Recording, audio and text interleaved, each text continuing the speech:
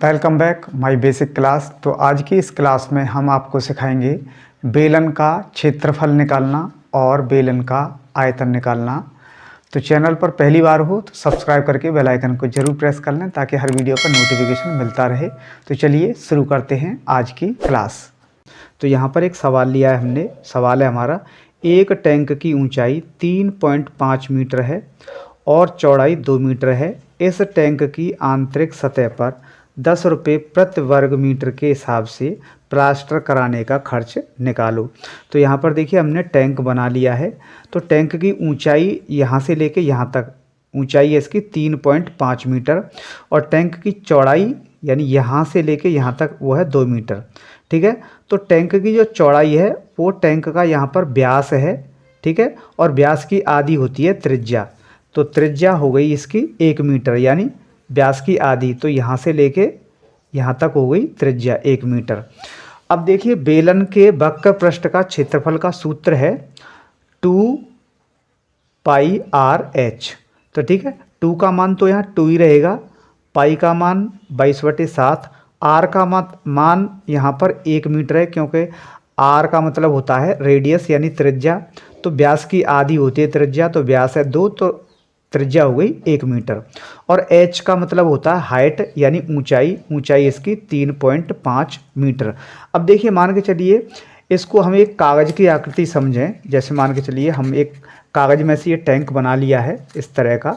ठीक है। अगर इसको हम खोल दें इसको तो हमें एक आयत प्राप्त होता है। अगर इसको हम यहाँ से यहाँ तक कट कर दें तो कट करने के बाद में जब इसको खोलेंगे हम तो हमें एक आयत की आकृति प्राप्त होगी इस तरह की। ठीक है। इसको कट करके खोल देंगे हम, कागज़ की आकृति समझिए आप इसको, और इसको यहाँ से यहाँ तक काट करके खोल दें तो हमें इस तरह की आकृति मिलेगी। ठीक है। अब इसको बोलते हैं वक्र पृष्ठ। पूरे क्षेत्र को इसको वक्र पृष्ठ बोलते हैं, वक्र पृष्ठ। इसमें करना है हमें प्लास्टर। ठीक है। इस पूरे एरिया में प्लास्टर करना है। तो प्लास्टर करना है तो उसके लिए क्या करना पड़ेगा, हमें इसका क्षेत्रफल निकालना पड़ेगा। तो बेलन के वक्र पृष्ठ का क्षेत्रफल का सूत्र है 2πr/h। अब सूत्र के हिसाब से संख्या रखेंगे हम। तो यहाँ पे लिखेंगे बेलन के वक्र पृष्ठ का क्षेत्रफल बराबर 2 की जगह पर 2 रखेंगे। अब देखिए इन सब के बीच में गुणा का चिन्ह है, फिर गुणा का चिन्ह लगा लिया। पाई का मान होता है 22/7, फिर गुणा का चिन्ह लगा लिया। आर का मतलब होता है त्रिज्या, तो व्यास है हमारा 2 मीटर, त्रिज्या हो गई 1 मीटर, गुणा एच का मतलब होता है हाइट, तो हाइट का मतलब ऊंचाई, तो ये हो गई 3.5। ठीक है। अब इनको हम काटेंगे तो देखिए 7 से 3.5 को काटेंगे तो ये कट जाएगी 0.5 बार। अब नीचे कोई संख्या है नहीं। अब आपको क्या करना है, गुणा करना है। 2 गुणा 22 करना है, फिर 0.5 से गुणा करना है। तो 2 गुणा 22 करेंगे तो 44 हो गया। 44 गुणा 0.5 करेंगे हम, तो यहाँ पे कागज ले लिया हमने। तो 44 गुणा 0.5 तो गुणा करेंगे, 5 चौक 20 हासिल 2 और 5 चौक 20 और 2 22। ठीक है। पॉइंट हमने यहाँ लगा दिया तो ये आ गया 22 वर्ग मीटर। ठीक है। तो हमने गुणा कर दिया है, गुणा करके ये आ गया 22 वर्ग मीटर, 22 वर्ग मीटर। अब हमें निकालना है खर्च। अब खर्च कैसे निकालेंगे, अब देखिए 1 वर्ग मीटर प्लास्टर करने का जो खर्च है वो है 10 रुपये। तो यहाँ पर हमारा टोटल जो क्षेत्रफल बन रहा है वो बन रहा है 22 वर्ग मीटर। तो 22 वर्ग मीटर के हिसाब से इसका खर्च निकालेंगे। तो यहाँ पे लिखेंगे प्लास्टर का खर्च बराबर हमारी जगह बन रही है 22 वर्ग मीटर, तो 22 गुणा 10 तो ये हो जाएगा 220 रुपये। 220 रुपये इसका जो है खर्च आ चुका है प्लास्टर करने का। ठीक है, अब निकालते हैं हम इसका आयतन। तो आयतन का मतलब क्या होता है मैं आपको वो भी बता देता हूँ। जैसे मान के चलिए इस टैंक में हमें पानी भरना है, ठीक है, पूरे में पानी भरना है। तो पानी कितने एरिया को घेर रहा है, इस टैंक के कितने एरिया को घेरेगा, तो ये इसका आयतन कहलाएगा।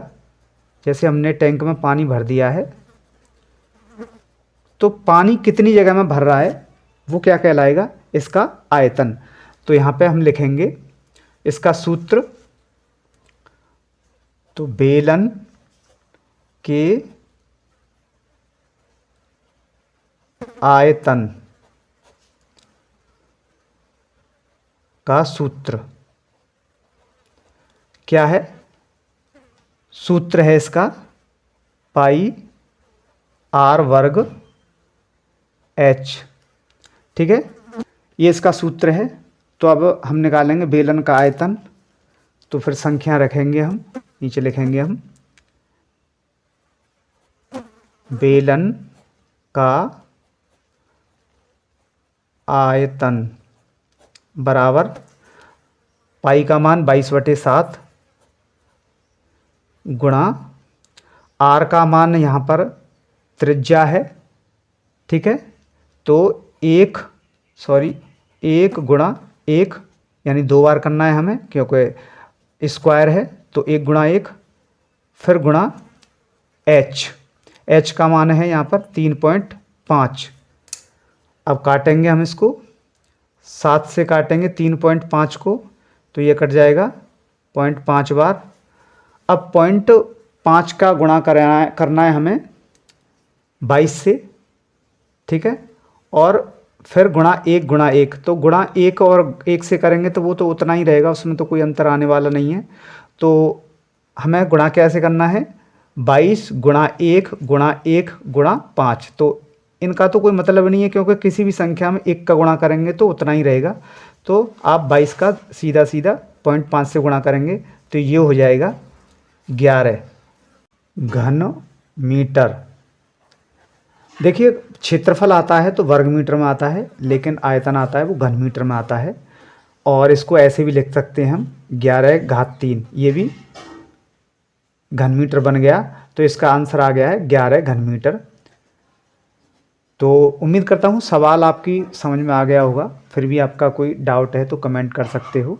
वीडियो पसंद आया तो वीडियो को लाइक करें। चैनल पर पहली बार आए हो तो सब्सक्राइब करके बेल आइकन को जरूर प्रेस कर लें ताकि हर वीडियो का नोटिफिकेशन आपको मिलता रहे।